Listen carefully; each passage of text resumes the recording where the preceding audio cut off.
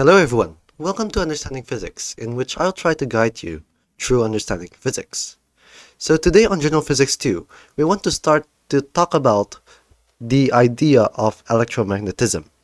So in here we will talk about the electric charge, the force, as well as the field, in which it is related or similarly described in the gravitational force. So we will try to discuss each of these properties individually with thorough detail. So first, we want to talk about the electric charge itself. So the electric charge is normally defined as Q, and its unit is coulombs. So basically a charge is like the mass of a single particle. It is something given for a particle. You cannot really describe it with anything else, as it is a property that exists on the material itself. But this property itself interacts with the electric field and as well with other charged particles. So the way that charge work is that you could actually sum them up to form a net charge. So charges could be positive as well as negative. So you could combine them together to form a neutrally charged object, or even a positive charge or charged object, or a negative charged object. But something interesting to think about is that, can we choose any kind of charge? Could I just state that something is 10 to the power of negative 23 coulombs? Well, the actual answer is not really. Because if you actually go to the atomic scale, you would see that inside a atom, which is one of the smallest particles that is normally observed when you deal with high school physics, is that a atom consists of a nucleus as well as a electron. Electrons are negative charged, while the nucleus is positively charged. Well, technically the nucleus has a net charge to be positive, because inside the nucleus itself, there are multiple kinds of particles. One of them is the proton, as well as a neutron. So normally we would call the smallest quantifiable charge to be E, which is the elementary charge. And its value is about 1.602 times 10 to the power of negative 19 coulombs. So that's the definition of the elementary charge itself. And the proton and the electron have the same charge, but one of them is positive and the other one is negative. So for a atom to be neutral, you would need to have a equal balance of the proton as well as the electron. But if you go much more deeper into the proton itself, you would see that inside the proton or even the neutron, there would exist two different kinds of subatomic particles. No, sorry. It is a much more fundamental particle in which you see inside this proton, which is the up quarks as well as the down quarks. The up quark has a charge of 2/3 elementary charge, while for the down quark it's negative 1/3 elementary charge. So if you sum them up, this would be a positive charge of E, and for the neutron, it would have a net charge of 0. So that's technically the elementary charge itself. So thinking about charges itself, it works pretty similarly with the mass. But for the mass, you can create additional mass by infusing some energy into it. But if you deal with it with a non-relativistic vision, you do know that the mass should be conserved. You cannot create or destroy matter itself. Same thing is true with charge. You cannot create or destroy charges. No, sorry.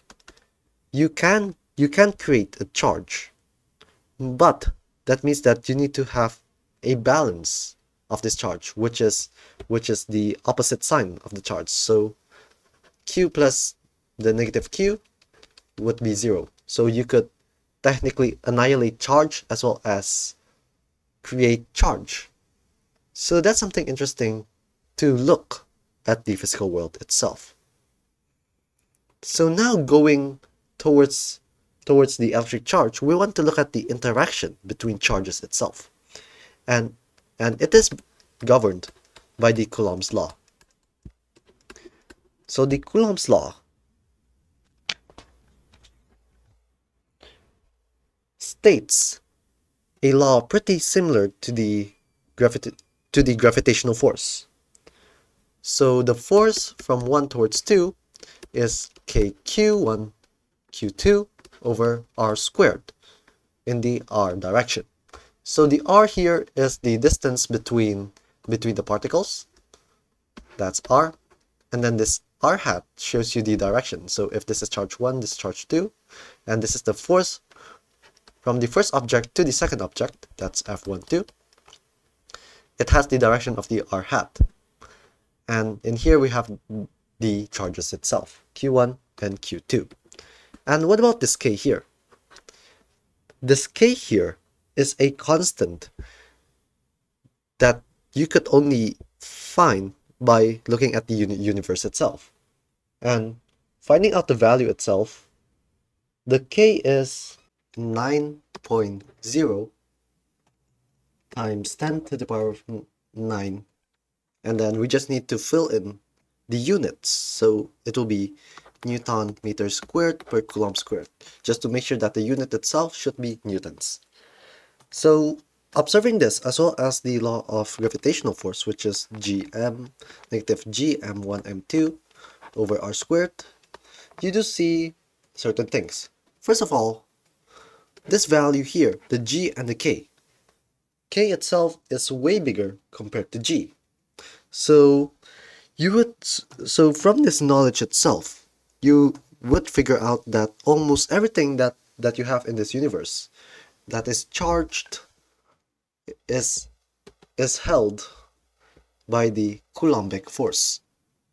So this includes something like tension, normal force, friction, and many more. So another thing to talk about is that for masses, each object attracts each other as long as they have a mass.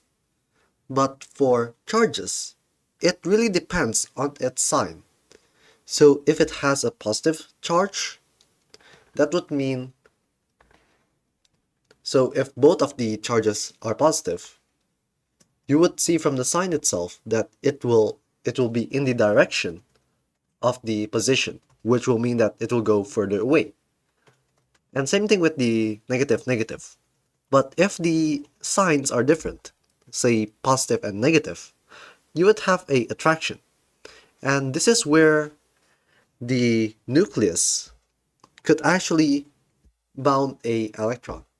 But when you go in fully deeper into the quantum mechanics, it is not fully about the Coulombic attraction with this law. Instead, you would also need to utilize its energy in the form of the Schrödinger equation. But that will be discussed in the future videos.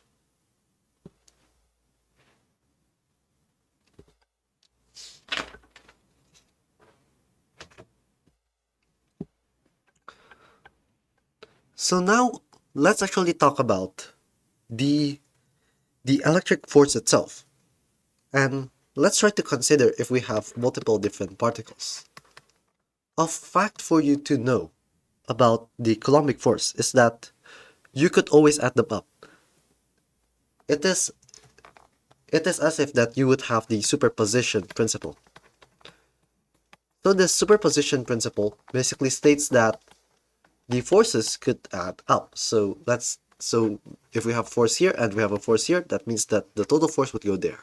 Same thing here, it attracts them, so that means it would go deeper. And for this one, it repels and it attracts, that means the force would go that way. So you do see that the forces itself add each other up. But this is not fully true for any type of force. This is particular for the electric charge, even though that this is fundamental, but certain physical systems doesn't have this kind of relation. So with this, you could actually compute the forces just by summing up all of the forces. So it's pretty simple for you to do. So now let's try to talk about the electric field. So same thing as last time, in which we discuss about the gravitational field, in which it is basically a property of the space itself. And if you have a object with a certain mass, it will follow the rule as if it is F equals to mg. And this is pretty similar to the electric field. So to discuss about the electric field, one type of property that we'll later observe that is related to the force is the charge of the object itself. So let's think about if we have, for example, this particle and this object, this arbitrary object with charge q, the q, and then in here we have something called the q test. So we will only check the position of the space with a sample charge, let's say q test. So if you use the Coulombic law, you would get the sum of k q1 qi over ri squared, r hat I. So the I here is basically corresponding to all of the particles inside of this object. Well, this is q test anyways. So observing this, you do see that the qi itself doesn't change. The qi changes, the ri changes, but the k and the q test doesn't really change. So we could just remove the q test, or even the k, but we'll just remove the q test. So we will get the sum of the k qi over ri squared ii hat. And this is what we'll call as the electric field. So we'll just define the electric field of a point charge to be kqi over ri squared ri hat. Well, in technical definitions, it's technically the electric field is basically the force over the charge q. So only by using this kind of property, you do know that if you have a electric field, let's say in this direction, let's just assume that you don't know what the electric field shape is, but I'll give you a electric field. If I give you a charged particle, let's say it's positive, that means that you would know that the force would be, q times E, right? So therefore that the force will be in the same direction as the electric field. But what about if I put a negative charge? Instead, it will go in the opposite way. And so this concept is pretty useful when you start to describe about the force in a particular point, as long as you know what the charge is. So we will try to discuss the electric field of multiple different objects. One of them include the point charge and the other is the dipole. So for a point charge itself, you would get the electric field to be kq test q over r squared r hat. So basically, if I have this point charge q and a q test here, it will be governed by this formula here. That's the force. So you would know the electric field to be straight away kq over r squared r hat. So pretty much you do see from this formula itself, you would see that for a positive charge, you do see that the direction of the electric field is going outwards from the point charge itself. So it will go in this direction. But what about if it is a negative charge? If it is a negative charge, you would see that from the formula itself, it will be the negative r hat, which means it will go inwards. So only by using this, you could pretty much describe almost any different kind of electric fields as long as you know the positive charge and the negative charge, and then you sum them all together. Since the electric field is also in a superposition principle relationship, so the electric field follows the superposition principle.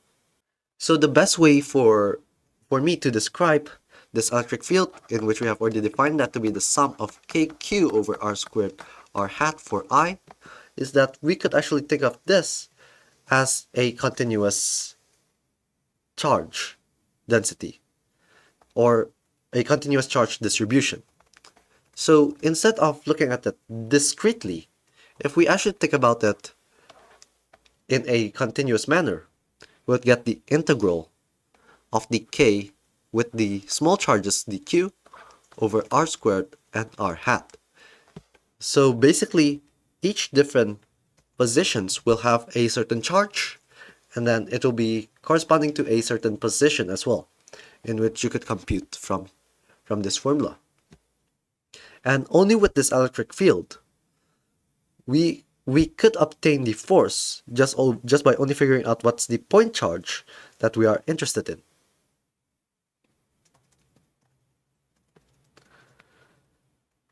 So we have already discussed about the point charge itself, but now let's try to describe about the dipole.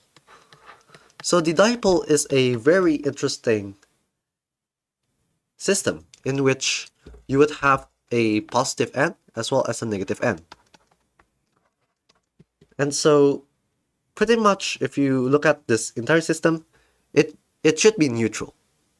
But if you actually try to observe it much more closely, you would still observe some electric field inside this system. So the easiest way for me to describe this is by only sketching it. You could see that from the positive side, it would go to the negative side. And I can do so for all of these different directions. It will all go towards the negative pole. But then, if you actually go pretty much directly outwards, it will just pretty much go straight away outwards, and then same thing, it will just go directly inwards.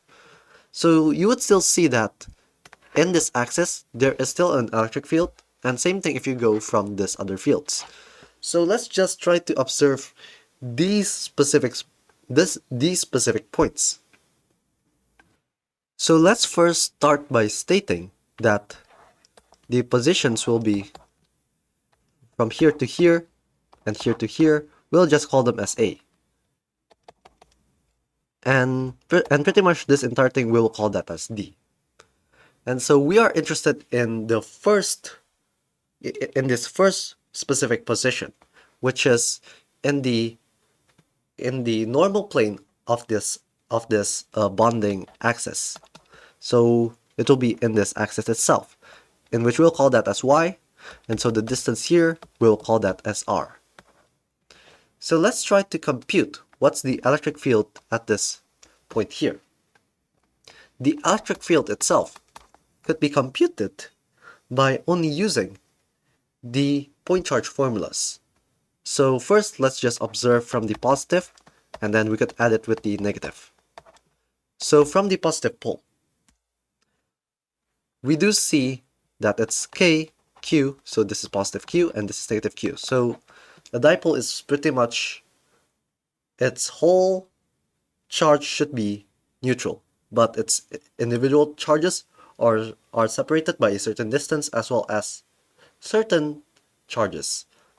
So it's pretty much kq, the positive q, over the r squared. And pretty much the r here has the same size. It has the same magnitude. So it's kq over r squared, and then you multiply this by the direction.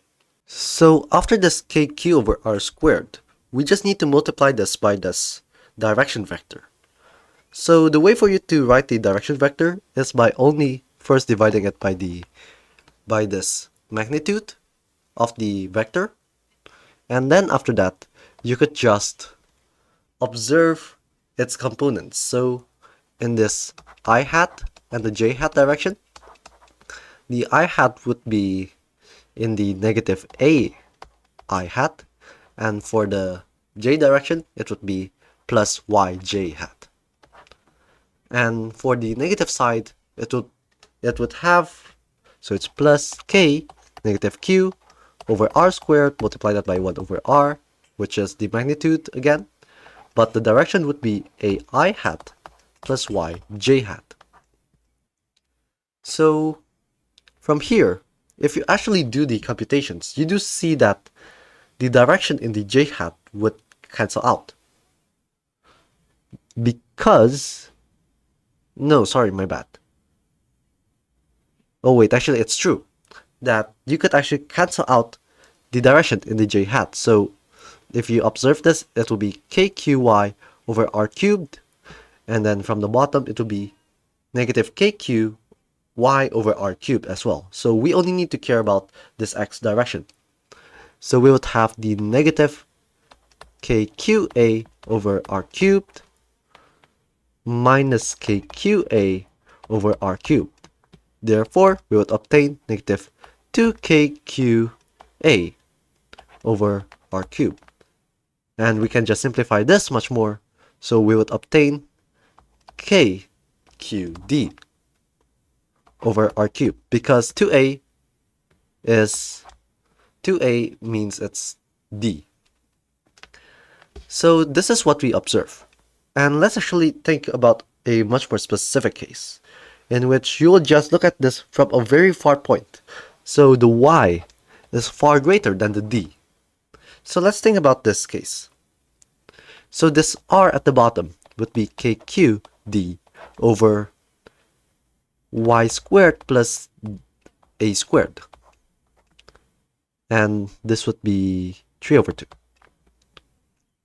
So just by only looking at the y is far greater than the d would also mean that it will be far greater compared to the a. So that means that I could just ignore this part.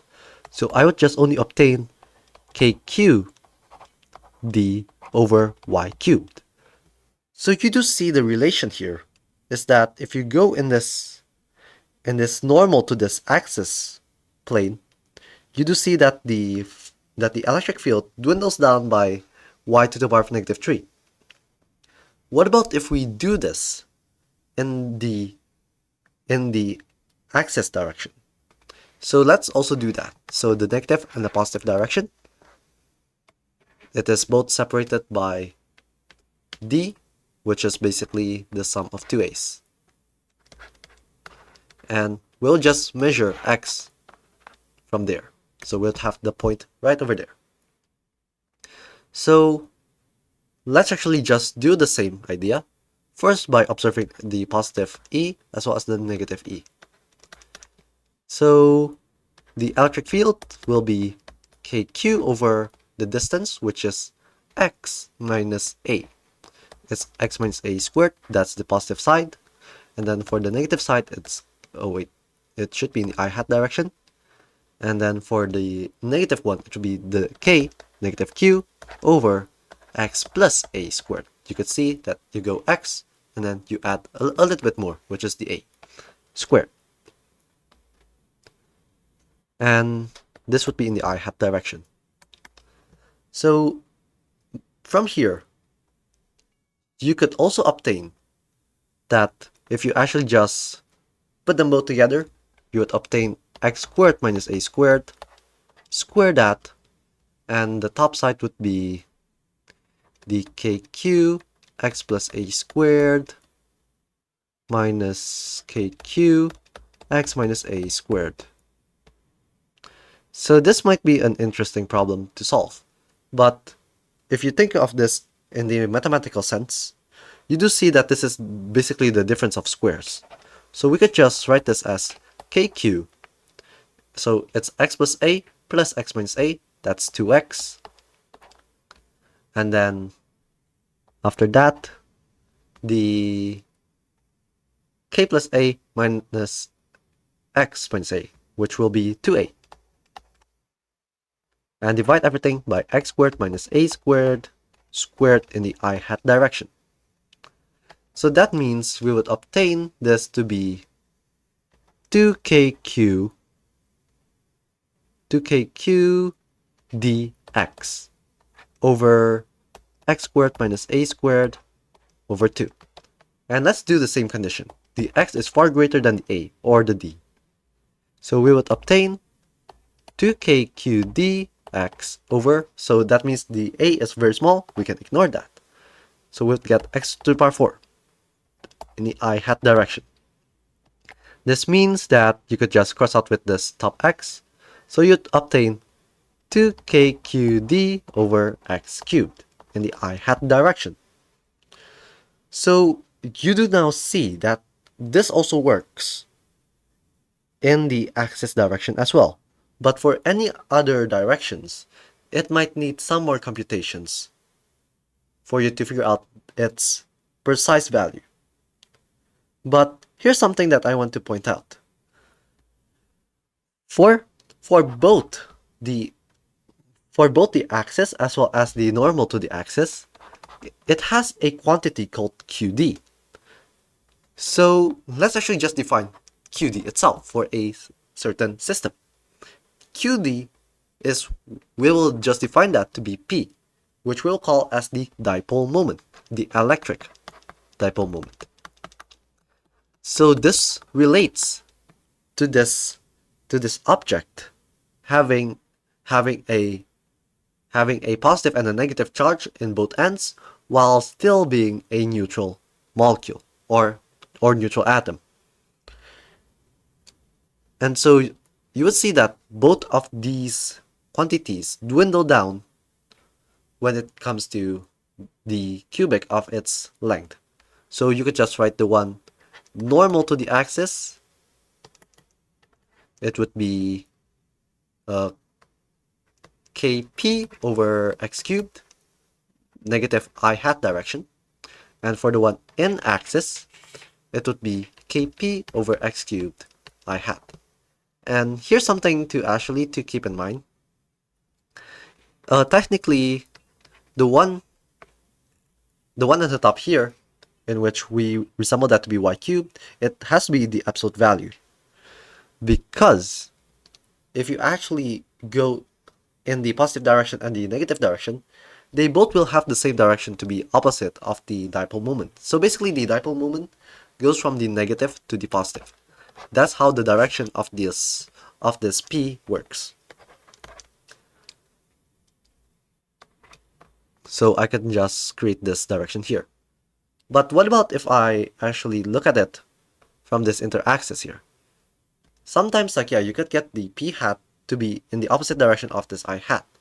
So that means that its electric field will be at the opposite direction as well. So this is the relation for the electric dipole.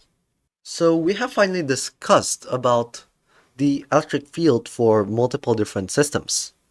But let's talk about some of the energies as well as its behavior of matter when it contacts an electric field. So let's just state that I would have a point charge and firing it towards an electric field. What would happen to this point charge? So first of all, you would know that the force is ma, but also the force is also eq. So that means that the acceleration is the q over m in the electric field. And so this is a very interesting equation for you to use, because from here you could actually determine the ratio between the charge as well as the mass by only doing this experiment, as long as you know the electric field and also knowing its acceleration, which could be measured anyways. What about dipoles in a electric field? Well, dipoles are technically neutral, and so if we actually apply it with a standard electric field, there would be a force in this direction as well as a force in this direction. And from Newton's law, we know that the sum of the forces is zero. That means that the object's center of mass is not moving. But what if we actually observe its torque? Because it doesn't mean that if the net force is zero, the net torque is zero. So we should just look at the theta here. So we have here, for this positive charge, its torque for the positive charge would be r cross f. So we'll just denote this direction to be r. So r vector cross f vector. And then you could add it with the negative r vector, cross that with the f vector as well. But this is for the negative and this is for the positive. So for the positive one, that would mean that it's the electric field times the q, which is positive. And for this negative charge, it would be the negative r hat cross the same electric field, multiply that by the negative charge. So here's something interesting to see. We do figure out that this is basically 2q r vector cross e vector.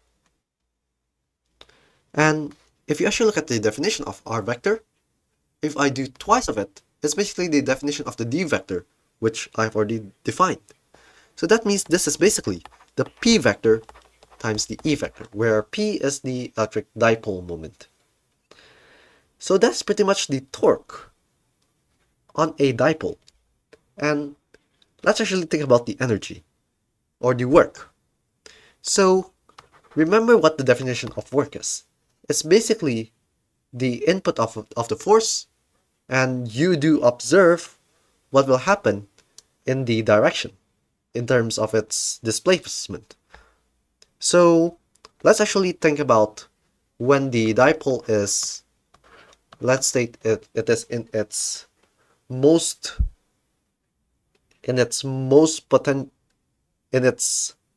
higher energy state, which is perpendicular to its electric field. We will just observe that. So it will have a torque of p vector cross e vector. And this vector is technically, if you actually observe this is the p vector and that's the e vector. That means that the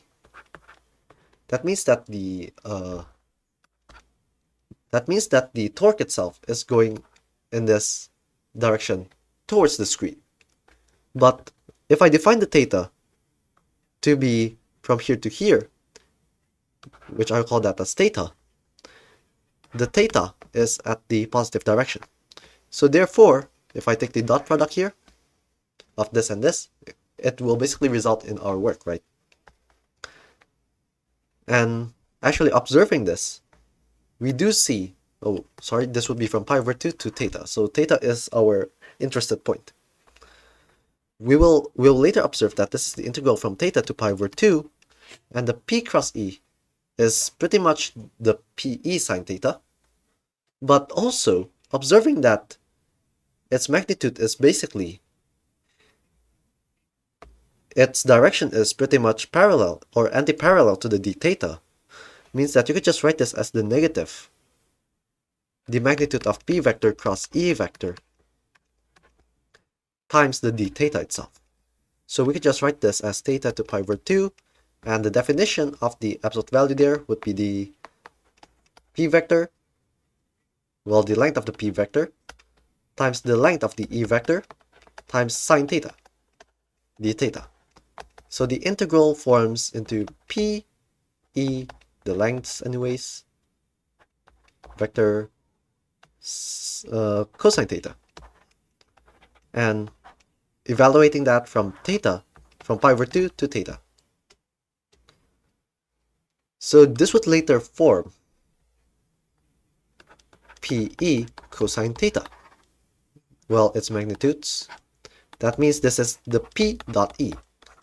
So this is interesting. The work done by the electric field on this dipole is P dot E, while the torque is P cross E. It seems interesting. And also it also makes sense.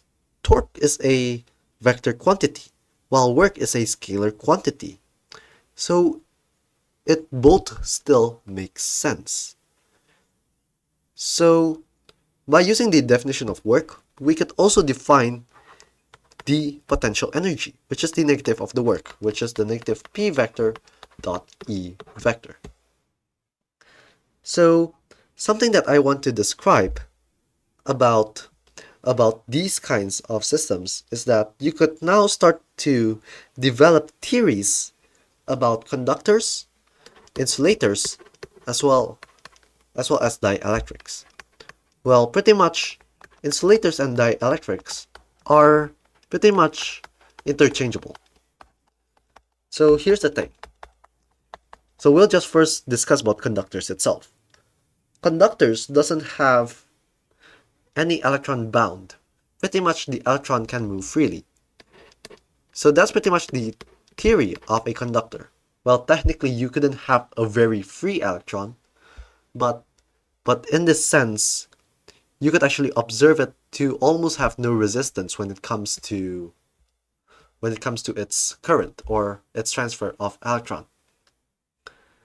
So pretty much conductors could have something called current, I. Insulators, they can't really transfer electrons. They are pretty much bounded. So the easiest way for you to describe insulators is that if you have an atom, the nucleus, and also the electron, if you try to apply an electric field, the electron won't go further. It won't